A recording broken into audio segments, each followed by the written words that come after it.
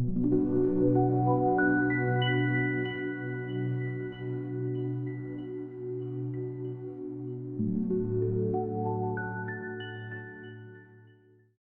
Encounter, a short story by James Joyce. It was Joe Dillon who introduced the Wild West to us. He had a little library made up of old numbers of the Union Jack, Pluck, and the Halfpenny Marvel. Every evening after school, we met in his back garden and arranged Indian battles. He and his fat young brother Leo, the idler, held the loft of the stable while we tried to carry it by storm, or we fought a pitched battle on the grass. But however well we fought, we never won siege or battle, and all our bouts ended with Joe Dillon's war dance of victory. His parents went to 8 o'clock Mass every morning in Gardiner Street, and the peaceful odor of Mrs. Dillon was prevalent in the hall of the house. But he played too fiercely for us who were younger and more timid. He looked like some kind of an Indian when he capered round the garden, an old tea cozy on his head, beating a tin with his fist and yelling, "Ya, yaka, yaka, yaka!" Everyone was incredulous when it was reported that he had a vocation for the priesthood. Nevertheless, it was true. A spirit of unruliness diffused itself among us, and under its influence, differences of culture and constitution were waived. We banded ourselves together, some boldly, some in jest, and some almost in fear. And of the number of these latter, the reluctant Indians who were afraid to seem studious or lacking in robustness, I was one. The adventures related in the literature of the Wild West were remote from my nature, but at least they opened doors of escape. I liked better some American detective stories, which were traversed from time to time by unkempt, fierce, and beautiful girls. Though there was nothing wrong in these stories, and though their intention was sometimes literary, they were circulated secretly at school. One day, when Father Butler was hearing the 4 pages of Roman history, clumsy Leo Dillon was discovered with a copy of the Halfpenny Marvel. "This page, or this page, this page. Now, Dillon, up. Hardly had the day—" "Go on. What day?" "Hardly had the day dawned. Have you studied it? What have you there in your pocket?" Everyone's heart palpitated as Leo Dillon handed up the paper, and everyone assumed an innocent face. Father Butler turned over the pages, frowning. "What is this rubbish?" he said. "The Apache chief. Is this what you read instead of studying your Roman history? Let me not find any more of this wretched stuff in this college. The man who wrote it, I suppose, was some wretched fellow who writes these things for a drink. I'm surprised at boys like you, educated, reading such stuff. I could understand it if you were national schoolboys. Now, Dillon, I advise you strongly, get at your work or—" This rebuke during the sober hours of school paled much of the glory of the Wild West for me, and the confused, puffy face of Leo Dillon awakened one of my consciences.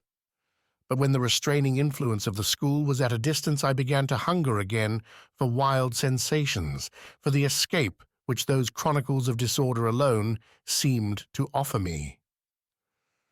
The mimic warfare of the evening became at last as wearisome to me as the routine of school in the morning, because I wanted real adventures to happen to myself. But real adventures, I reflected, do not happen to people who remain at home. They must be sought abroad.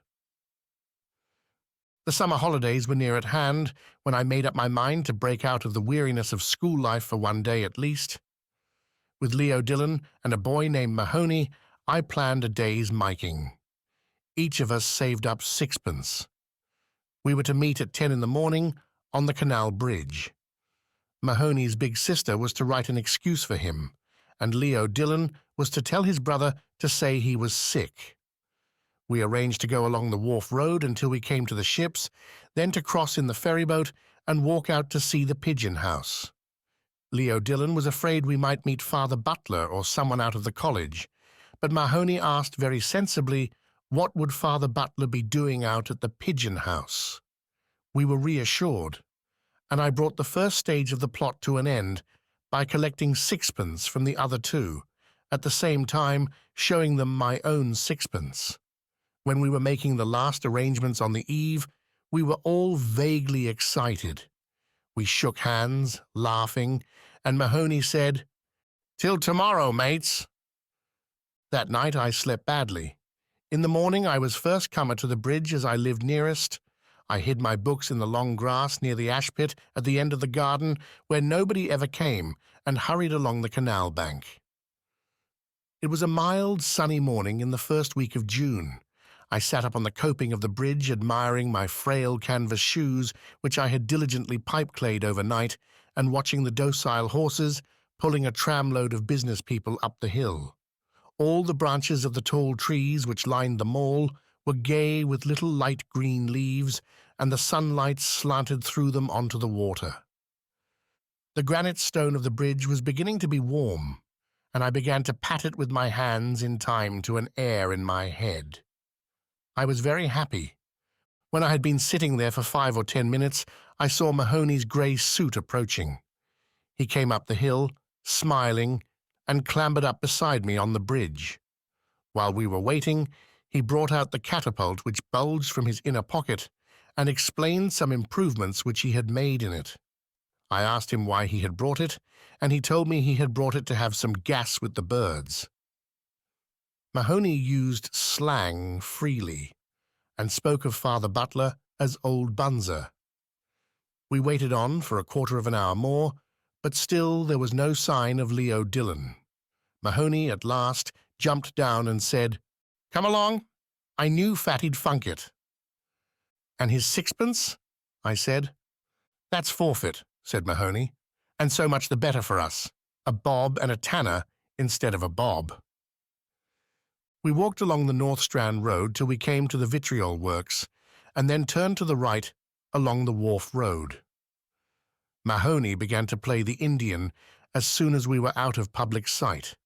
He chased a crowd of ragged girls, brandishing his unloaded catapult, and when 2 ragged boys began, out of chivalry, to fling stones at us, he proposed that we should charge them. I objected that the boys were too small, and so we walked on, the ragged troop screaming after us, "Swaddlers! Swaddlers!" thinking that we were Protestants because Mahoney, who was dark-complexioned, wore the silver badge of a cricket club in his cap. When we came to the smoothing iron, we arranged a siege, but it was a failure, because you must have at least 3.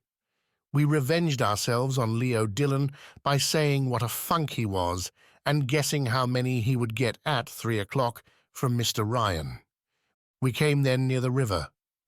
We spent a long time walking about the noisy streets flanked by high stone walls, watching the working of cranes and engines, and often being shouted at for our immobility by the drivers of groaning carts.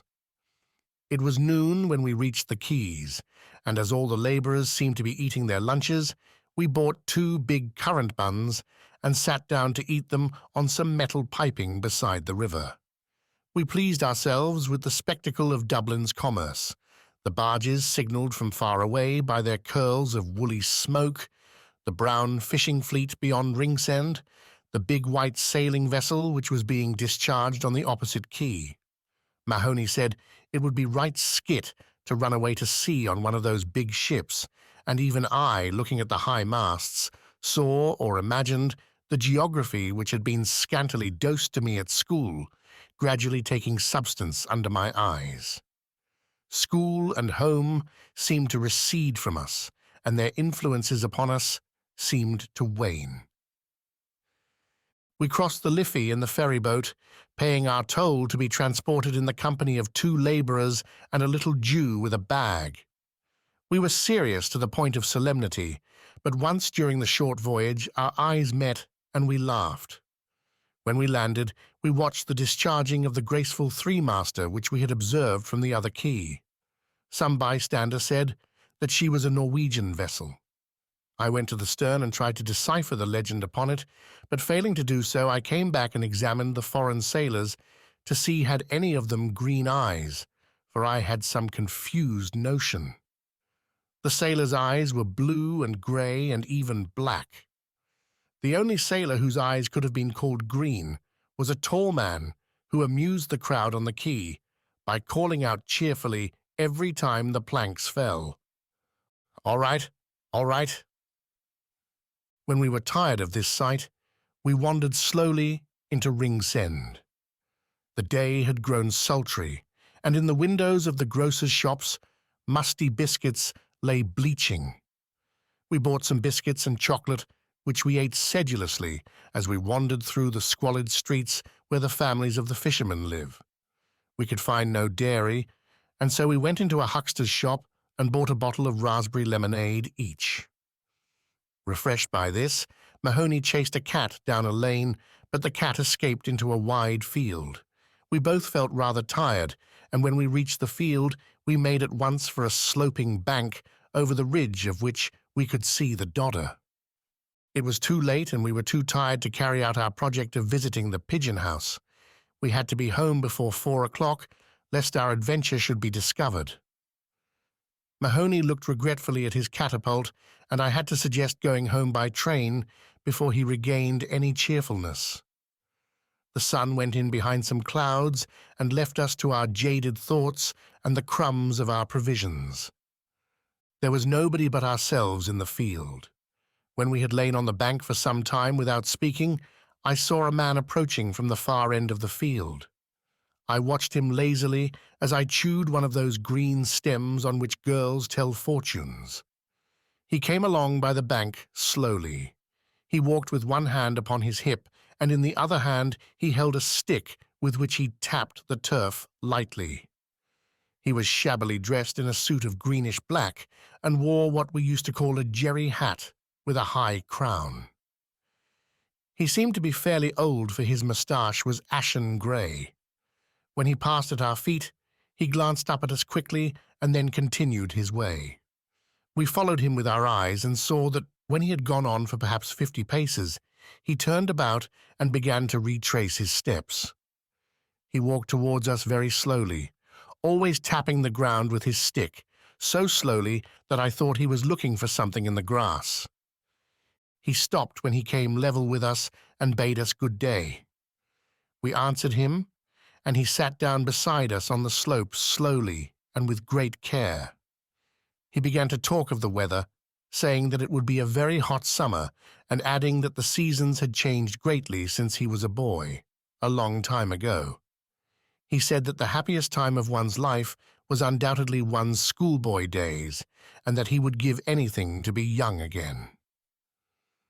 While he expressed these sentiments, which bored us a little, we kept silent. Then he began to talk of school and of books. He asked us whether we had read the poetry of Thomas Moore or the works of Sir Walter Scott and Lord Lytton. I pretended that I had read every book he mentioned, so that in the end he said, "Ah, I can see you are a bookworm like myself. Now," he added, pointing to Mahoney, who was regarding us with open eyes, "he is different. He goes in for games." He said he had all Sir Walter Scott's works and all Lord Lytton's works at home, and never tired of reading them. Of course, he said, there were some of Lord Lytton's works which boys couldn't read.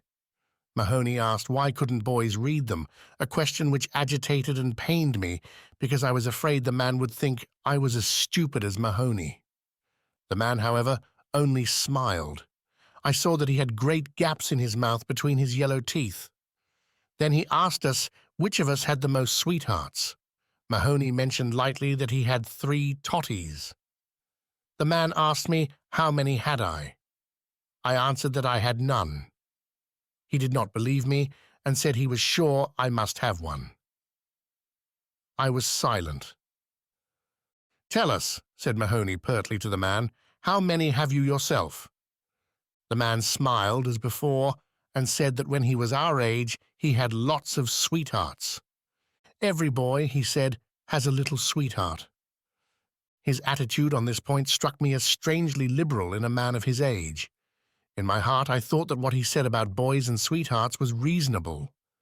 But I disliked the words in his mouth, and I wondered why he shivered once or twice as if he feared something or felt a sudden chill. As he proceeded, I noticed that his accent was good. He began to speak to us about girls, saying what nice soft hair they had, and how soft their hands were, and how all girls were not so good as they seemed to be if one only knew. There was nothing he liked, he said, so much as looking at a nice young girl, at her nice white hands, and her beautiful soft hair. He gave me the impression that he was repeating something which he had learned by heart, or that, magnetized by some words of his own speech, his mind was slowly circling round and round in the same orbit. At times, he spoke as if he were simply alluding to some fact that everybody knew, and at times he lowered his voice and spoke mysteriously as if he were telling us something secret which he did not wish others to overhear. He repeated his phrases over and over again, varying them and surrounding them with his monotonous voice. I continued to gaze towards the foot of the slope, listening to him. After a long while, his monologue paused. He stood up slowly, saying that he had to leave us for a minute or so, a few minutes, and without changing the direction of my gaze, I saw him walking slowly away from us towards the near end of the field. We remained silent when he had gone. After a silence of a few minutes, I heard Mahoney exclaim, "I say, look what he's doing!" As I neither answered nor raised my eyes, Mahoney exclaimed again, "I say, he's a queer old josser." "In case he asks us for our names," I said, "let you be Murphy and I'll be Smith." We said nothing further to each other. I was still considering whether I would go away or not, when the man came back and sat down beside us again. Hardly had he sat down when Mahoney, catching sight of the cat, which had escaped him, sprang up and pursued her across the field. The man and I watched the chase. The cat escaped once more, and Mahoney began to throw stones at the wall she had escaladed. Desisting from this, he began to wander about the far end of the field, aimlessly. After an interval, the man spoke to me. He said that my friend was a very rough boy and asked, did he get whipped often at school? I was going to reply indignantly that we were not national schoolboys to be whipped, as he called it, but I remained silent. He began to speak on the subject of chastising boys. His mind, as if magnetized again by his speech, seemed to circle slowly round and round its new center. He said that when boys were that kind, they ought to be whipped and well whipped. When a boy was rough and unruly, there was nothing would do him any good but a good sound whipping. A slap on the hand or a box on the ear was no good. What he wanted was to get a nice warm whipping. I was surprised at this sentiment and involuntarily glanced up at his face. As I did so, I met the gaze of a pair of bottle-green eyes peering at me from under a twitching forehead. I turned my eyes away again. The man continued his monologue. He seemed to have forgotten his recent liberalism. He said that if ever he found a boy talking to girls or having a girl for a sweetheart, he would whip him, and that would teach him not to be talking to girls. And if a boy had a girl for a sweetheart and told lies about it, then he would give him such a whipping as no boy ever got in this world. He said that there was nothing in this world he would like so well as that. He described to me how he would whip such a boy as if he were unfolding some elaborate mystery. He would love that, he said, better than anything in this world. And his voice, as he led me monotonously through the mystery, grew almost affectionate and seemed to plead with me that I should understand him. I waited till his monologue paused again. Then I stood up abruptly. Lest I should betray my agitation, I delayed a few moments pretending to fix my shoe properly, and then, saying that I was obliged to go, I bade him good day. I went up the slope calmly, but my heart was beating quickly with fear that he would seize me by the ankles. When I reached the top of the slope, I turned round, and without looking at him, called loudly across the field, "Murphy!" My voice had an accent of forced bravery in it, and I was ashamed of my paltry stratagem. I had to call the name again before Mahoney saw me and hallooed in answer. How my heart beat as he came running across the field to me. He ran as if to bring me aid. and I was penitent, for in my heart I had always despised him a little.